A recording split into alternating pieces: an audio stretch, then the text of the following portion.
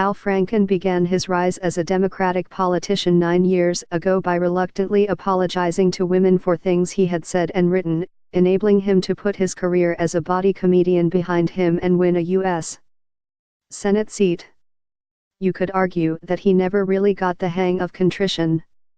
On Thursday, Franken stood in the Senate chamber after a string of half-apologies had failed to end a weeks-long groping scandal, and announced that he will resign his seat without so much as an "I am sorry." No one was publicly accusing Franken of sexual assault in 2008. But in late May of that year, less than 2 weeks before a state convention in which he hoped Minnesota Democrats would choose him as their Senate nominee, Republicans began publicizing an article he had written for Playboy magazine in 2000.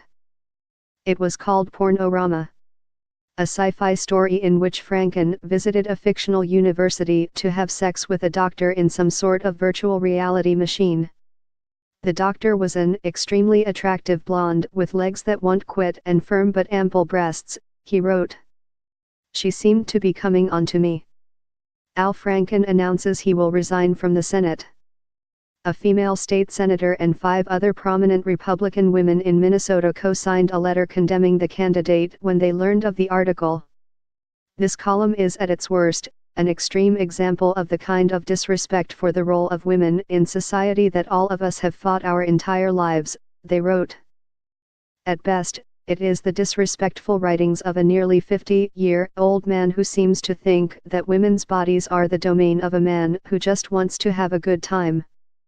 Denounce this article and apologize immediately, the women wrote. Franken refused for days. What would I even be apologizing for, he thought, as he later recalled in a book. For writing a silly humor piece? That was my job for 35 years. Instead, Franken's campaign defended the article as satire part and parcel of his previous life as a Saturday Night Live alumnus and distinct from the work he would be doing as a senator. He insisted that his political opponents were cynically ginning up outrage against the front-running Democrat as the party sought to take a seat back from a Republican incumbent.